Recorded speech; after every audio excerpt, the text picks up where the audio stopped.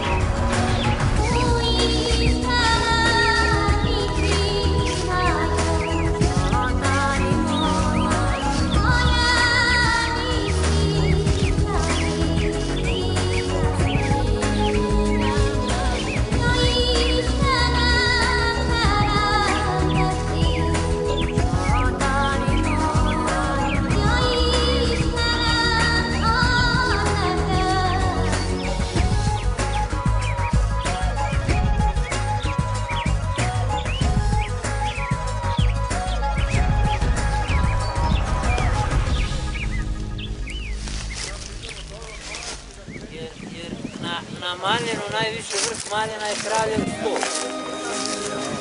1100 metra, a ovo je opet Kraljevo vrh. A tad na tom Kraljevom stolu je taj car Dušan nekad, to je vremeno se bilo nadgledao.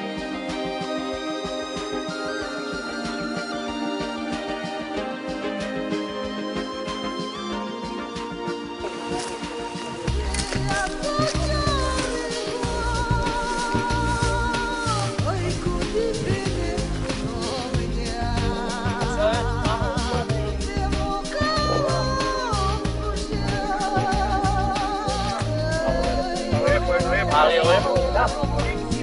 Kada je dobro.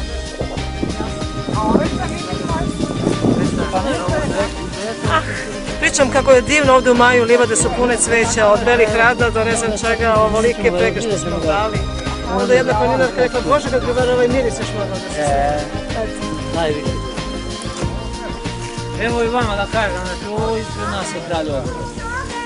Ovo znači pod šumom, mi ćemo ići jednim malo šumskim, malo makadamskim putem i s druge strane ovako malo da obilazimo, izlazimo na jedan prizvodni plato, gdje je ta crkva.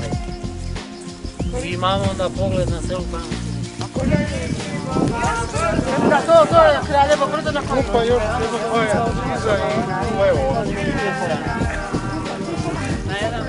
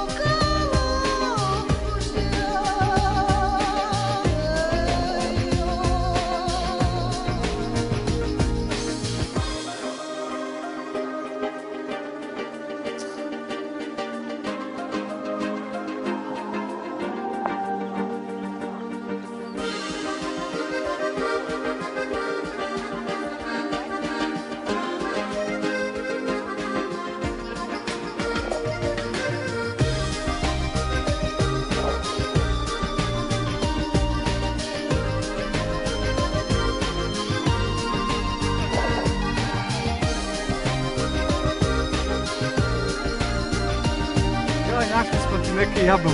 U stvari nije jablon, nego neki krast. Na nekoj turi sjetili se tvojeg jablona.